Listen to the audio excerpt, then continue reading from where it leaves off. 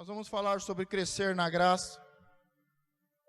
Quero trazer apenas 3 princípios bem simples e depois analisarmos o texto, como temos feito às quintas-feiras.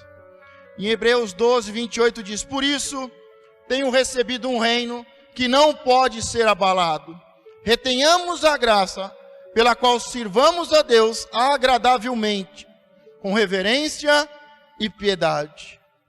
Todos aqueles que entram na graça recebem um reino, fazem parte de um reino que não pode ser abalado. E para isso temos que reter a graça pela qual sirvamos a Deus agradavelmente, com reverência e piedade. Mas o que seria necessário para nós crescermos na graça? Nós já tivemos uma mensagem falando sobre morrer na lei ou viver na graça. Diga comigo, morrer na lei ou viver na graça. Nós já vimos o que não é graça. Diga, o que não é graça e o que é graça. Foram 3 mensagens e esta é a 4ª. E o propósito é que você entenda hoje que você precisa crescer na graça. E a primeira coisa para que possamos crescer na graça, diga, crescei na graça. Este é o primeiro princípio. Antes crescei na graça e conhecimento de nosso Senhor e Salvador Jesus Cristo. A Ele seja dada a glória, assim agora como no dia da eternidade. Amém. 2 Pedro 3,18. O versículo começa dizendo: antes crescei na graça e conhecimento de nosso Senhor e Salvador Jesus Cristo. E a Ele seja dado a glória, assim agora como no dia da eternidade. 2 Pedro 3,18. Mas pela graça de Deus, sou o que sou, e a sua graça para comigo não foi vã. Antes trabalhei muito mais do que todos eles. Todavia, não eu, mas a graça de Deus que está comigo. 1 Coríntios 15, 10. Aqui o primeiro texto é de 2 Pedro. E o segundo texto é de Coríntios, 1 Coríntios, do apóstolo Paulo. E aqui fala que nós temos que crescer na graça e no conhecimento de nosso Senhor e Salvador Jesus Cristo. Sempre essas 2 palavras estão ligadas. A graça e crescer na graça, no conhecimento do nosso Senhor e Salvador Jesus Cristo. Então como é que eu faço para crescer na graça? Pergunta, como é que eu faço, pastor? Para crescer na graça. Para que eu tenha mais unção, para que eu tenha mais do Espírito de Deus, para que eu seja cheio, para que eu seja revestido, para que eu venha transbordar, para que eu seja guiado. Diga, para que eu seja guiado pelo Espírito de Deus, pela graça. O que eu tenho que fazer? Pergunta, o que eu tenho que fazer, pastor? Conhecer o Senhor e Salvador Jesus Cristo. Conhecer Moisés é muito bom. Conhecer Davi é muito bom. Conhecer os heróis da fé, os juízes, os profetas, é muito bom. Mas se você não ler eles, pensando em conhecer Jesus Cristo, é em vão. Porque todos eles têm como propósito revelar a Cristo. Lembra o texto que nós lemos sobre Abraão, o pai? Abraão, o Deus Pai. Lembra o texto que lemos sobre Isaac, o único filho, Jesus Cristo? Sobre a noiva, a igreja de Cristo, e sobre o mordomo, o Espírito Santo. Nós lemos um texto que aparentemente é uma simples história, mas ali tudo aponta para Jesus e o seu casamento, a sua aliança com a noiva. Abraão representa o pai, o Deus Pai. Isaac representa o filho, o único filho, Jesus Cristo. A noiva representa a igreja e o mordomo, o Espírito Santo, que guia, que procura, que forma alianças, que guia. Então quando você quer crescer na graça, você precisa ter algo em mente. Conhecer Jesus Cristo. Conhecer o nosso Senhor e Salvador Jesus Cristo. Eu preciso conhecer Ele. Eu preciso andar com Ele. Diga, crescer na graça. Agora nós vimos o último texto, e como eu disse, é do apóstolo Paulo. E ele diz algo muito interessante, ao mesmo tempo muito ousado. Mas pela graça de Deus, sou o que sou. Nós vemos que crescer na graça, para crescer na graça eu tenho que conhecer a Cristo. E quando eu conheço a Cristo, eu me conheço. Eu descubro qual é a minha missão, o meu propósito de vida. E aqui o apóstolo está dizendo, pela graça de Deus, sou o que sou. E a graça para comigo não foi em vão. Quantas pessoas foram resgatadas? Quantas pessoas se entregaram a Cristo? Mas em vão, porque não levam a sério. Brincam de vir à casa de Deus, vêm de qualquer jeito, vêm quando pode, não crescem na graça. Então o apóstolo está dizendo que, mas pela graça de Deus sou o que sou. Ele no final da carreira dele, ele diz, olha, eu sou apóstolo, eu sou o que sou pela graça de Deus. Sabe, uma mãe vai dizer, olha, eu sou o que sou, eu sou uma boa mãe pela graça de Deus. Um pai vai poder dizer no final da sua vida, e vai dizer, eu sou o que sou, eu sou um bom pai, eu sou um bom filho, eu sou um bom funcionário, eu sou uma boa ovelha, pela graça de Deus. Mas pela graça de Deus sou o que sou. E a sua graça para comigo não foi em vão. Quantas pessoas estão tendo a oportunidade de se entregar e crescerem na graça, mas tudo tem sido em vão. Você ministra e a pessoa não cresce. Você ministra e a pessoa não muda. Você ministra e a pessoa não se arrepende. É como Esaú, não encontra o lugar do arrependimento, não há mudança. Sempre cheio de raiz de amargura. Mas ele diz, no meu caso não foi em vão. Eu não frequentei a igreja de qualquer jeito. Eu não recebi a Cristo e a sua graça, não tive uma aliança com Ele de qualquer jeito, em vão. Eu não entrava na igreja e saía do mesmo jeito. Eu entrava com respeito, com temor, e saía com mais graça. Diga,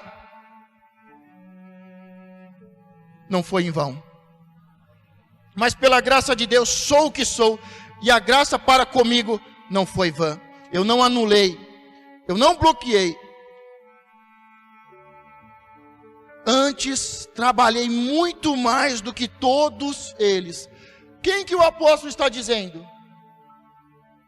O apóstolo Paulo está dizendo, eu trabalhei muito mais do que os outros 12 discípulos de Jesus, outros 12 apóstolos. Ó, pode juntar aí, ó. Pode juntar, porque ele continua e diz, ó, todavia não eu.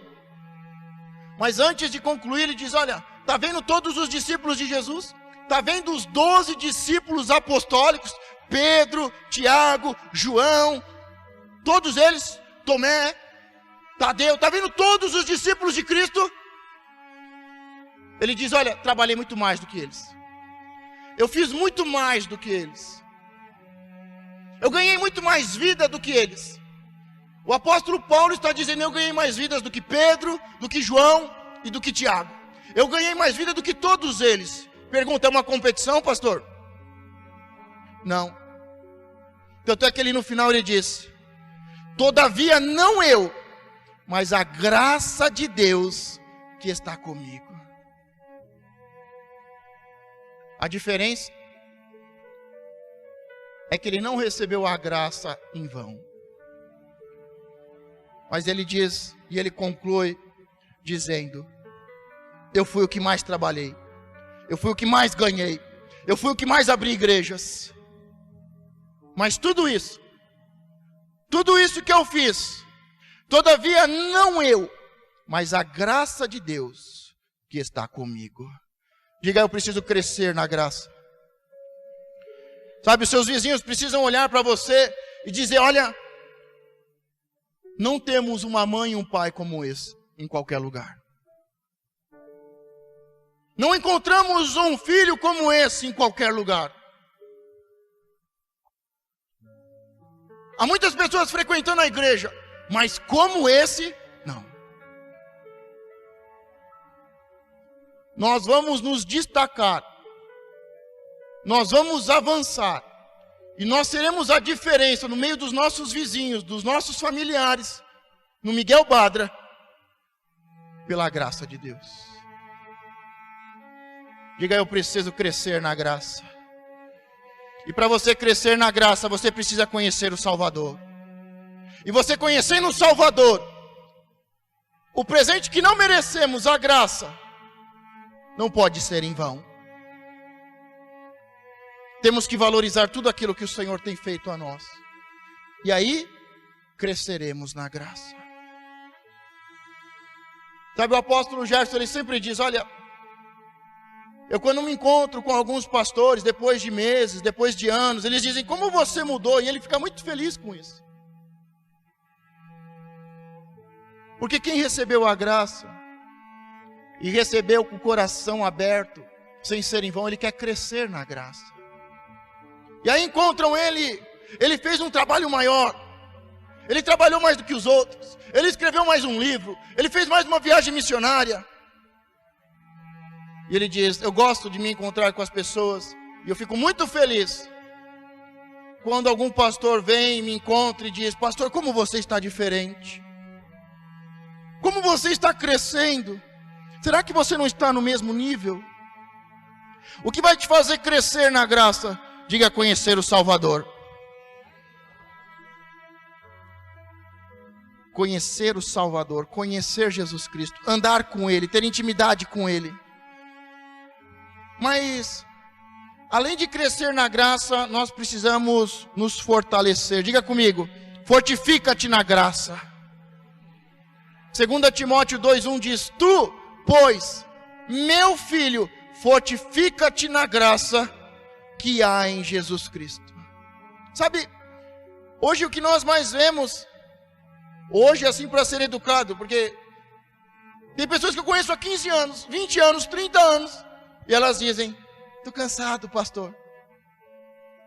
Estão sempre fracas e doentes, estão sempre murmurando, nunca estão firmes, firmadas, nunca estão fortes, crescendo, estão sempre fracas, caindo e levantando, sempre no mesmo nível, o diabo sempre acusando, você não pode, você é pecador. Diga, eu preciso me fortalecer na graça.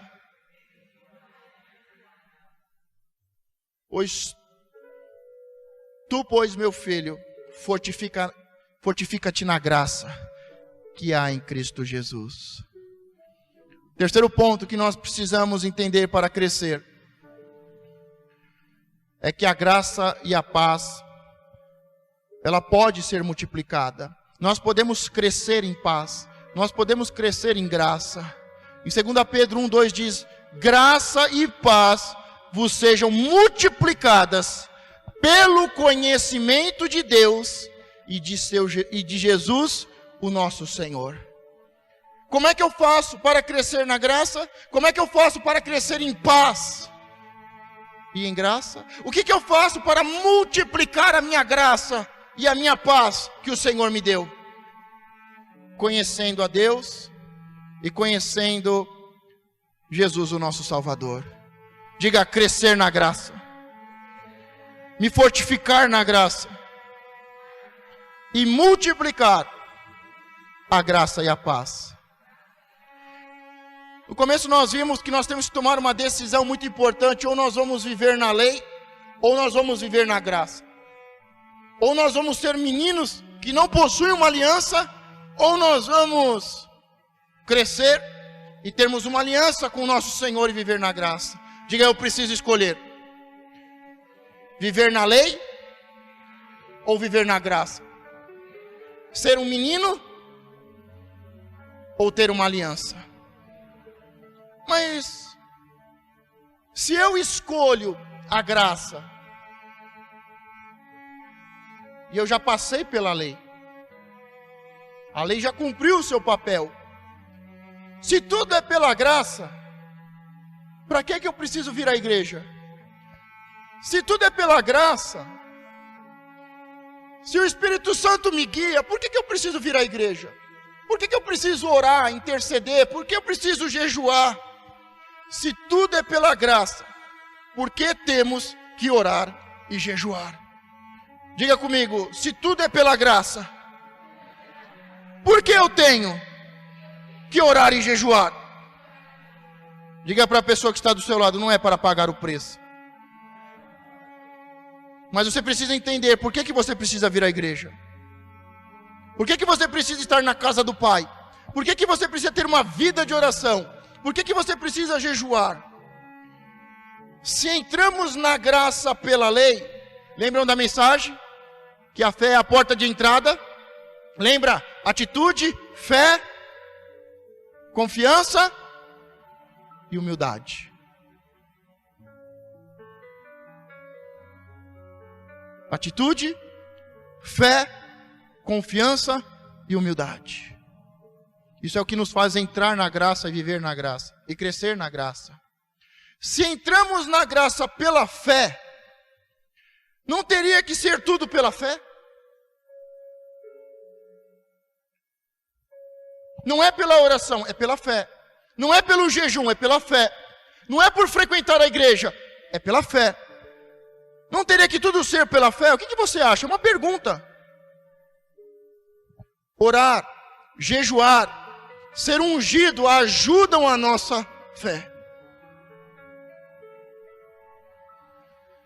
Frequentar a casa do Pai, orar, ter uma vida de oração e de jejum, receber oração com imposição de mãos e ser ungido, tudo isso ajuda a nossa fé.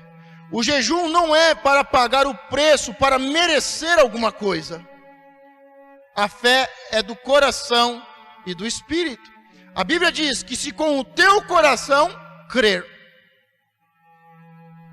O jejum tem o poder de remover o entulho da carne que oprime o nosso espírito de manifestar a fé. Preste atenção. Eu não faço jejum porque faz parte da lei. Eu não faço jejum para pagar o preço, para poder merecer uma bênção. Eu faço jejum porque o jejum é uma ferramenta. O jejum vem e tira todo o lixo do meu coração, todo o entulho, toda a raiz de amargura, toda palavra contrária, toda mágoa. O jejum vem e limpa o meu coração, para que o meu coração possa manifestar a fé. E pela fé, eu entro na graça e eu vivo na graça. A fé é do coração e do espírito. A Bíblia diz que se com o teu coração crer, o jejum tem o poder de remover o entulho da carne que oprime o nosso espírito de manifestar a fé. Ele vai nos desobstruir, vai nos ajudar a expressar a melhor fé. A oração, o jejum e todos estes recursos nos ajudam a expressar a fé e entrarmos, vivermos e crescermos melhor na graça de Deus. Então não é a oração que te abençoa, não é o jejum que te abençoa, não é o jejum, não é porque eu subo no monte, estou pagando preço que eu vou ser abençoado, mas é porque a oração, é por causa que a comunhão de estar na casa do Pai, a intimidade com Deus, com o nosso Senhor e Salvador, o jejum, a imposição de mãos, tudo isso ajuda para que o meu coração seja limpo. E tudo aquilo que obstrui seja removido, para que eu possa crer com o coração e com isso viver na graça e crescer na graça. É bem diferente. Você agora precisa entender isso e ter isso como estilo de vida. Você não está mais na lei e tem que fazer jejum. Os discípulos de Jesus, eles foram questionados, Jesus foi questionado, porque os discípulos de João Batista faziam jejum e os discípulos de Jesus não faziam. Porque os discípulos de João viviam na lei.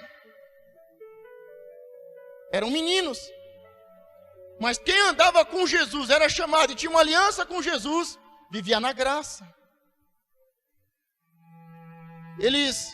Enquanto Jesus estava com eles não precisavam fazer jejum. Mas Jesus diz, olha, quando eu for tirado de vocês vão ter que fazer jejum. Porque o jejum é uma ferramenta que ajuda o coração. Que ajuda o coração a ter fé e a crer nas coisas de Deus. Por isso, você não é um menino que vive na lei, e porque a lei manda, você tem que orar e tem que jejuar. Você vive na graça, e porque você vive na graça, e você quer crescer na graça, você sabe que há algumas ferramentas que te prepara, e que faz com que você possa crescer na graça. E a oração, e o jejum, e a comunhão são um deles. Quanto mais comunhão, mais graça. Quanto mais oração e quanto mais jejum, mais graça, mais você cresce. Você quer crescer? Para você crescer, diga, eu preciso conhecer o nosso Senhor e Salvador. Diga, eu preciso conhecer Deus e o nosso Senhor e Salvador. Diga, a comunhão, a oração e o jejum me ajudam a crer e a viver na graça. Eles ajudam a abrir a porta da fé, para que possamos caminhar com confiança e chegarmos ao trono da graça e com humildade tomarmos posse da bênção de Deus. Diga, eu preciso crescer. Diga para a pessoa que está do seu lado, conheça Deus, conheça Jesus Cristo. Crescei na graça, fortificai-te na graça, graça e paz seja multiplicado. Entenda que a oração e o jejum, feito pelos discípulos de João Batista, era usado com um propósito, mas agora a oração e o jejum é usado com outro propósito. É uma ferramenta diferente. Antes eles tinham que fazer por fazer.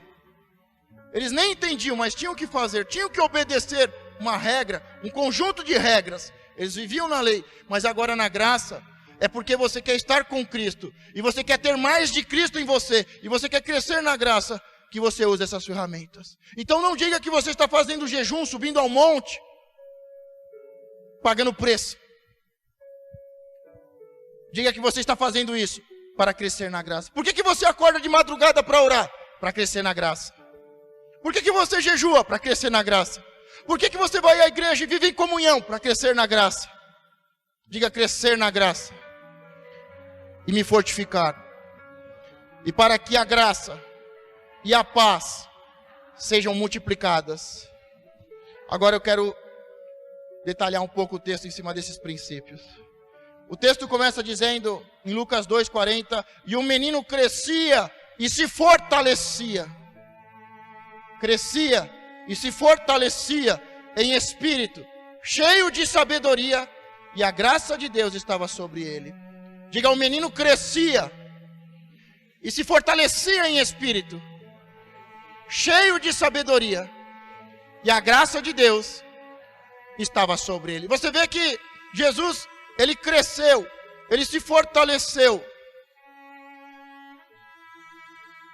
E como é que ele cresceu e se fortaleceu? Conhecendo a Deus e a sua missão.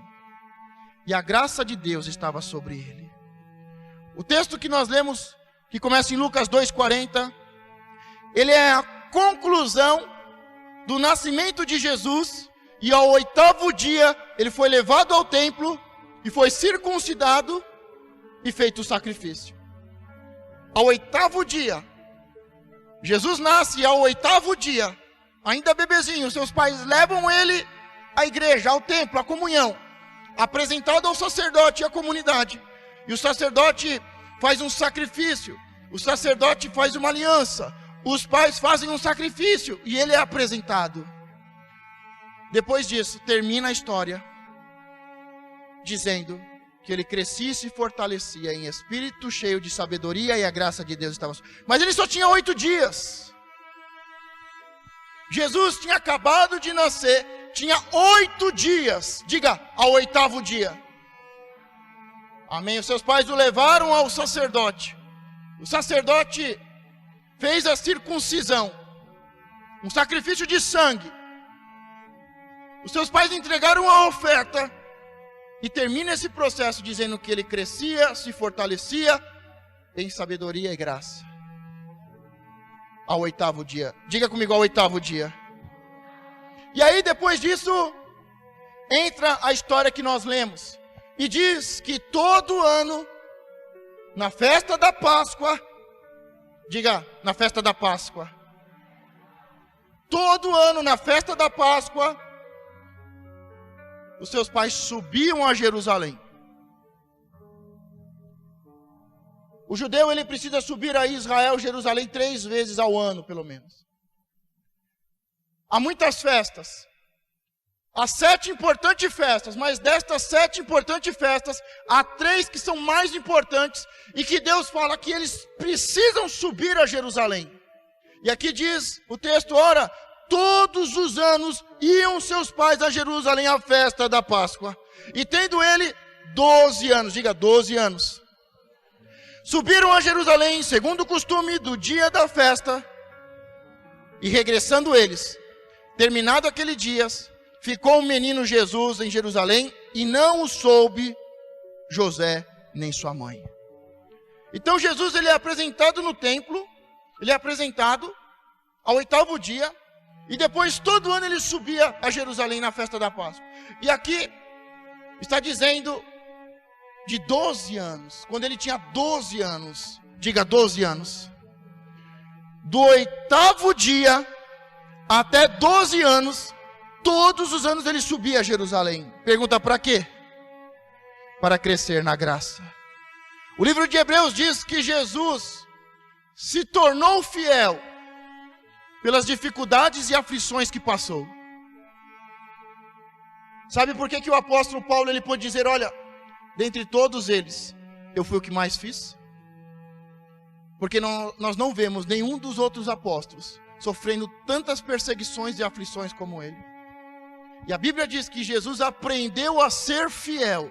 Não é que ele não era, mas ele cresceu na graça. Ele se tornou ainda mais fiel, ao ponto de ser fiel até a morte, passando aflições, sendo perseguido, sendo caluniado.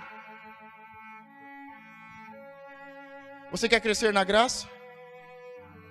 Então saiba que muitas vezes o processo é dolorido. Acontece muitos vendavais, acontece muitas tempestades, muitas perseguições. Mas Jesus, do 8º dia até os 12 anos, ele subia todo ano a Jerusalém acompanhando seus pais. Mas aqui, com 12 anos, por que está relatando ele com 12 anos? Porque é muito importante. Porque ele vai receber algo que ele não merece. Pergunta o que, pastor? Todo menino com 12 anos, e as meninas, elas passavam por um processo, em especial os meninos, mas as meninas também passam por esse processo. Mas os meninos, eles eram chamados de os filhos da lei. Diga, os filhos da lei.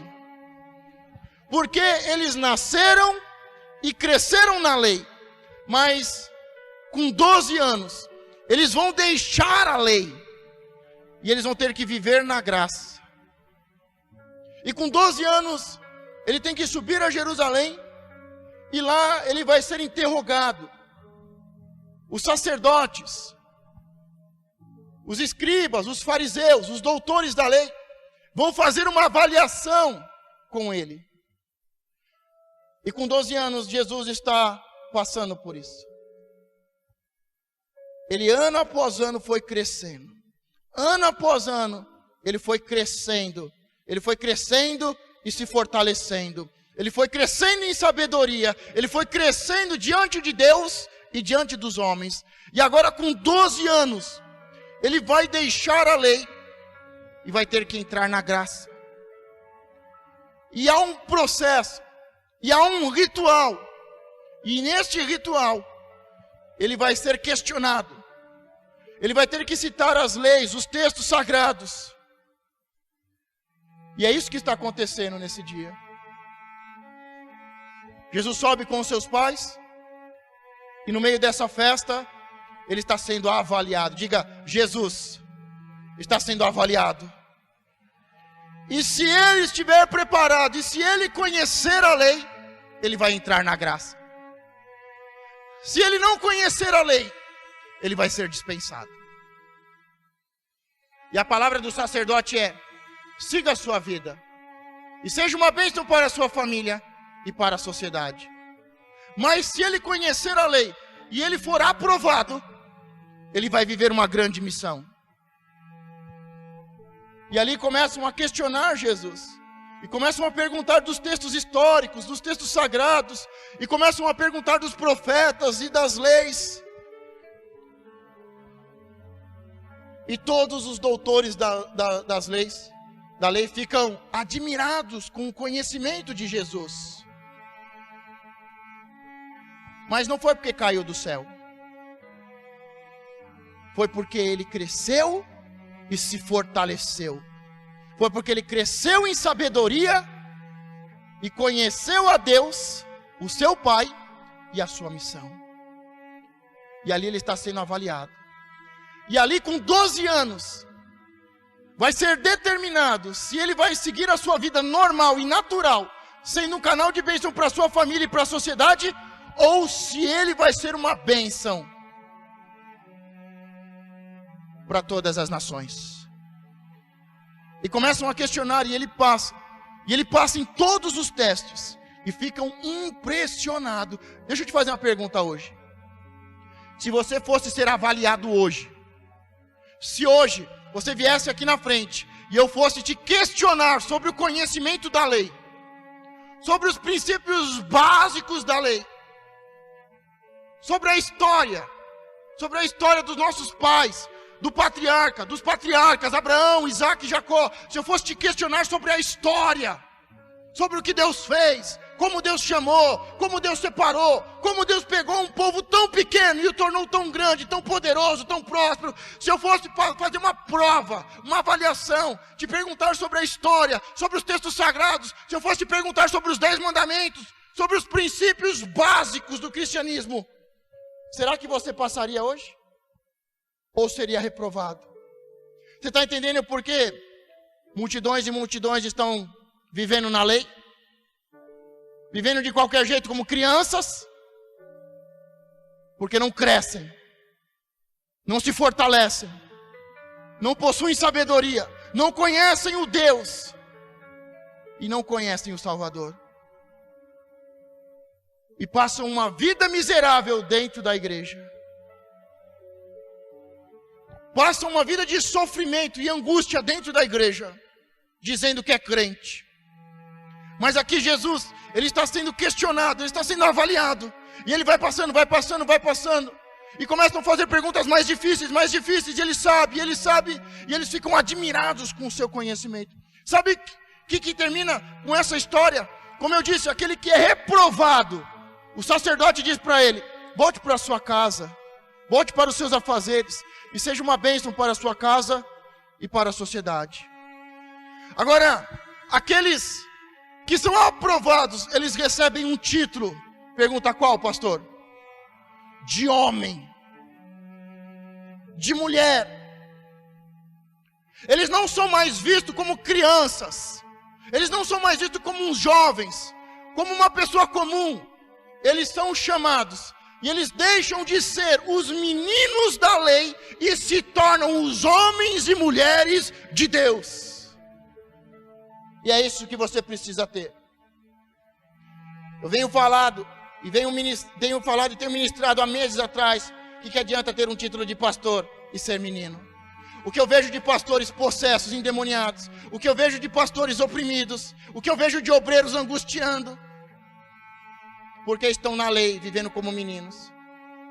Mas quando os crentes deixam de viver como meninos, eles crescem, eles se fortalecem, eles possuem sabedoria, eles conhecem o Deus Todo-Poderoso, possuem uma aliança com Jesus Cristo, o Senhor e Salvador.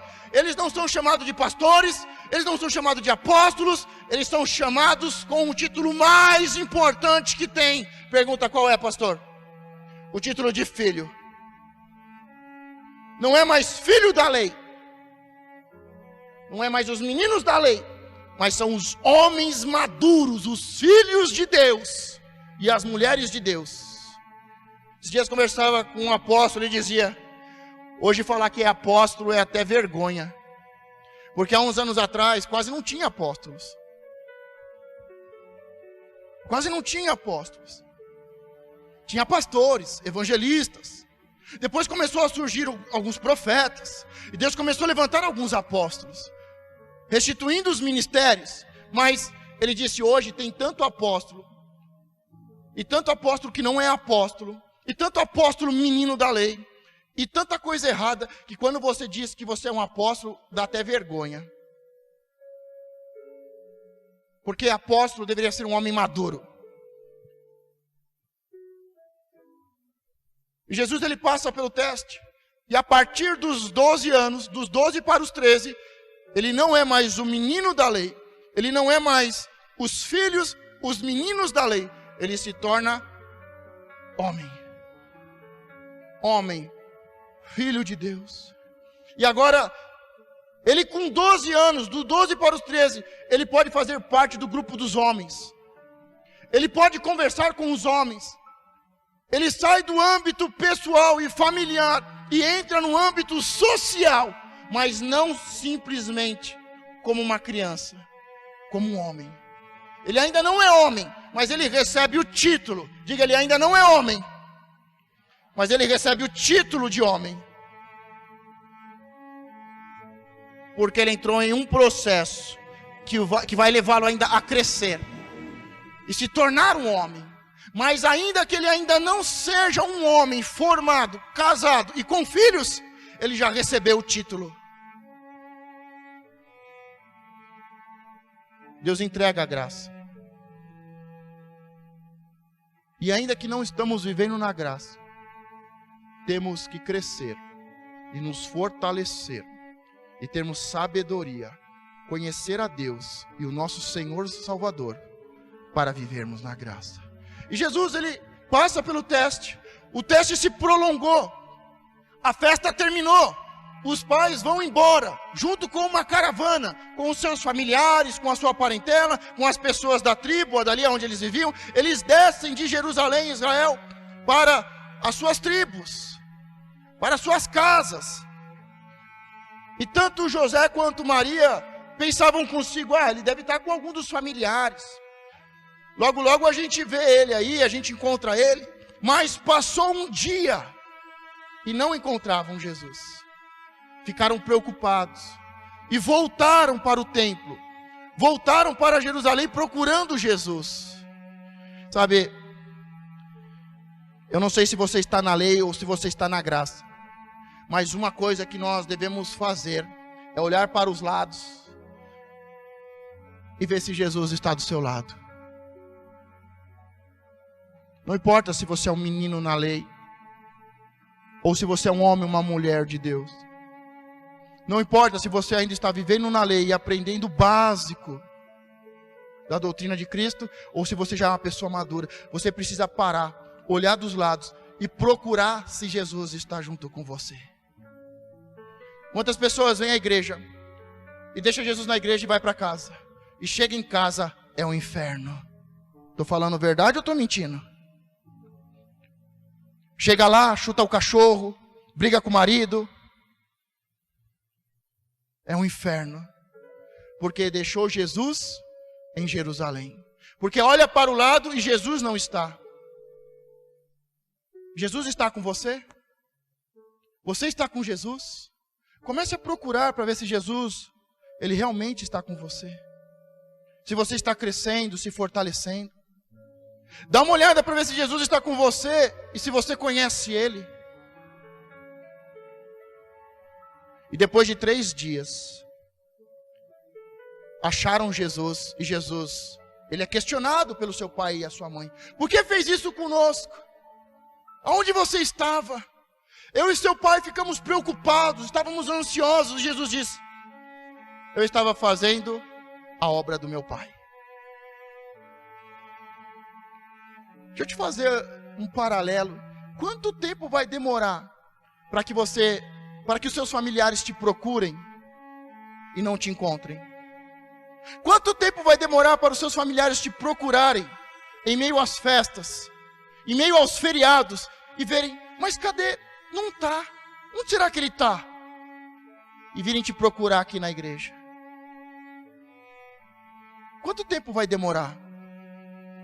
Depois de um dia, José e Maria não encontrando Jesus, eles voltam para Jerusalém. Se Jesus não está com você, você precisa voltar o caminho e ver aonde ele está. E perguntaram para Jesus, por que você fez isso? Nós estamos preocupados. Só quem é um pai que já perdeu seu filho sabe o desespero que dá. Passar alguns minutos, algumas horas, sem encontrar o seu filho. Sem saber aonde ele está, sem saber o que aconteceu. Quantas crianças desaparecem. São sequestradas, são mortas. Quantas pessoas são mortas, são vendidas. É levado para o tráfico sexual.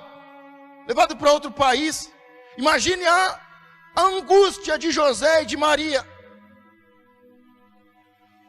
Será que alguém no caminho não levou o nosso filho? Será que uma pessoa, um homem cruel não o matou? Aonde será que ele está? Imagine a angústia desses pais. Um dia procurando Jesus, e quando procura, perguntam, por que você fez isso? Por que você não foi comigo? Por que você não está nas festas? Por que você não está no meio dos seus familiares? Por quê? Diga, porque eu estou na casa do Pai, fazendo a obra do Pai. Mas não, os crentes imaturos, choveu, ai, não vou na igreja hoje. Tá frio, eu não vou na igreja hoje. Chegou um parente na minha casa, eu não vou na igreja hoje. Tem um churrasco, tem uma pizza, eu não vou na igreja hoje.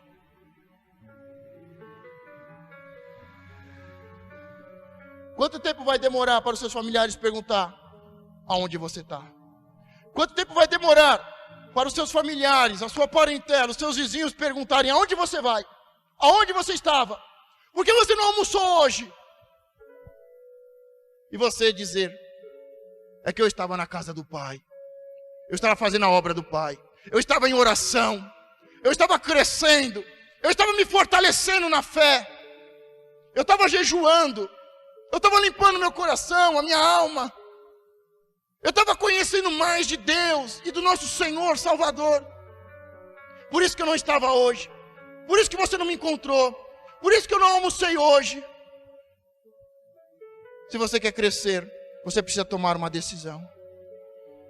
E Jesus diz, eu estou fazendo a obra do Pai. Eu estou fazendo a obra do Pai. A primeira obra que você faz do Pai está ligado com o seu crescimento, a sua edificação, está ligado com a sua fortificação, com o seu conhecimento em Deus e de Jesus Cristo Salvador. Você seria aprovado ou reprovado hoje? Eu te chamaria de menino infantil ou eu te chamaria de um homem e mulher de Deus? Só que o texto continua e Lucas, ele faz questão de dizer que Jesus era submisso. Quando você ler o texto de novo, preste atenção, porque Jesus não tinha 12 anos. Isso não significa que ele se achava dono do seu nariz e fazia o que ele queria. Ele simplesmente estava justificando para sua mãe, para sua família, que ele estava fazendo algo muito grande e muito importante. Que ele não tinha fugido, tinha se escondido e estava procurando trazer angústia para o coração da sua mãe. Ele diz, eu estava fazendo a obra do Pai. Isso é mais importante. Isso é mais importante. Então Lucas termina o texto dizendo que Jesus era submisso, era obediente. E ele aprendeu a ser obediente, e obediente até a morte. Quantos ainda querem crescer na graça? Não sabeis que me convém tratar dos negócios de meu pai? E eles não compreenderam as palavras que lhes dizia. E desceu com eles, e foi para Nazaré, e eram-lhe sujeito. Se sujeitava, era obediente, e a sua mãe guardava no seu coração todas essas palavras. Sabe, as pessoas não vão entender, os seus familiares, os seus pais não vão entender que você estava na casa do pai, fazendo a obra do pai, que você estava crescendo, que você estava se fortalecendo, que você estava no quarto em oração, que você fez jejum. Eles não vão entender essas coisas, mas tudo isso vai ser guardado no coração. E tudo isso que você está fazendo vai ajudar você a crescer na graça e fazer ser salvo na graça e pela graça aqueles que estão em volta de você. Nós precisamos crescer e viver na graça. Diga: eu preciso crescer. Eu preciso crescer. Diga: eu preciso crescer. Diga: eu quero crescer. Diga: eu quero crescer. Eu vou crescer. Diga: eu vou ser guiado pelo Espírito Santo. Lembram Abraão que ao invés da lei ele viveu na graça e foi guiado? Quando Isaac nasceu, ao 8º dia, ele apresentou o seu filho a Deus e circuncidou o seu filho, mas não tinha lei, mas ele vivia na graça. Quando o seu filho desmama, aos 5 anos, ele faz uma festa comemorando que o seu filho tinha desmamado. E agora, ele tinha concluído a etapa da mãe de ser ensinado, e agora ia estar junto com o pai. Sabe, essa festa em que os meninos, os filhos da lei, os meninos da lei, vão a Jerusalém e passam por essa avaliação e se tornam homens de Deus, é um marco para eles. Diz para eles: olha, a partir de hoje e desta festa e dessa comemoração, você deixa as coisas de menino e se torna homem. Só que isso não tem na nossa casa. Isso não tem na casa do pai. Nós vemos meninos de 30, 40 anos que não saem do videogame. Nós vemos meninos de 30, 40 anos que são meninos mimados, que não saem do bar. Nós vemos homens que não são homens, que não assumem a posição, que não cuidam da sua casa, da sua esposa, dos seus filhos. Porque continuam como meninos, são chorões, são fracos, não crescem. Há uma superproteção da mamãe. A mamãe gosta mais de Jacó. Há uma superproteção. Há um mimo muito grande. E eles não crescem, eles não se fortalecem, eles não aprendem com a vida. E continuam meninos. E você ensina e não cresce. A casa vive uma porquice, uma sujeira, a pia cheio de louça, a cama por arrumar. Você precisa viver um marco na sua vida. A partir de hoje, eu deixo as coisas de menino e de menina, e eu me torno um homem. Você precisa abrir mão do videogame. Você precisa abrir mão da pipa. Você precisa abrir mão do futebolzinho de menino. Você precisa abrir mão das bonequinhas, dos ursinhos de pelúcia. Você precisa abrir mão das coisas de menino e tomar posse das coisas de homem e de mulher. Você precisa colocar hoje como um marco. Até hoje. E até aqui e agora, eu fui menino. E como menino fiz coisas de meninos. Mas hoje, eu saio daqui como Jesus saiu daquele dia com o título de Filho de Deus, Homem de Deus, Mulher de Deus. O que você precisa abrir mão aqui? O que você vai deixar aqui as coisas de meninos? Roupa de menino? Roupa de menina? Porque menino e menina se veste como menino. Homem e mulher se veste como homem. Menino e menina se comporta como menino e menina. São pequenos, mimados e choram. Homens choram, enxugam as lágrimas e se levantam para resolver os problemas. Menino coloca a culpa no irmão. Homem assume a responsabilidade, pede perdão e segue a sua vida na graça.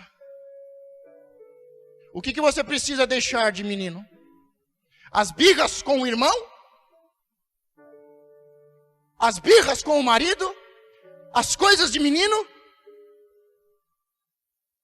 E o que você precisa fazer a partir de hoje como homem e como mulher?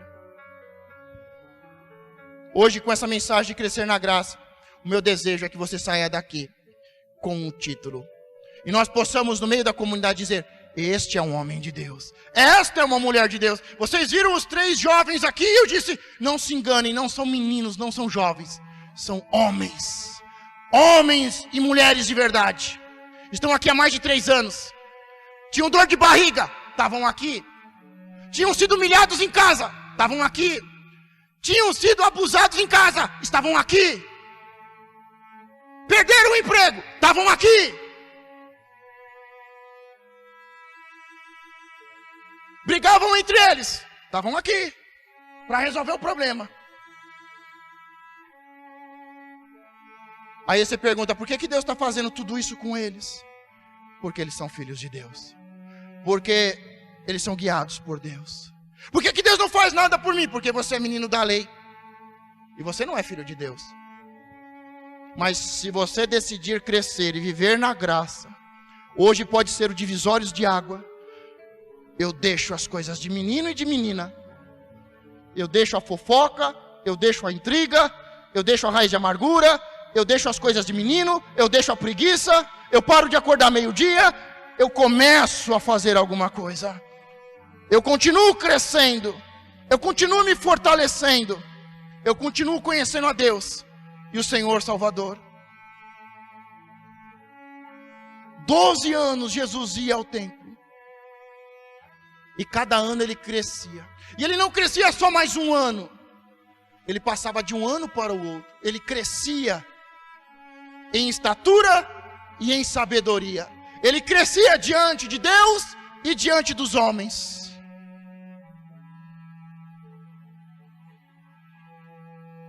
Só que naquele dia, se passaram 12 anos, ele se preparou para aquele dia e para aquela avaliação, que seria como um vestibular hoje. E daquele dia em diante, a sua vida ia mudar totalmente. E por intermédio da sua vida, todas as famílias seriam abençoadas.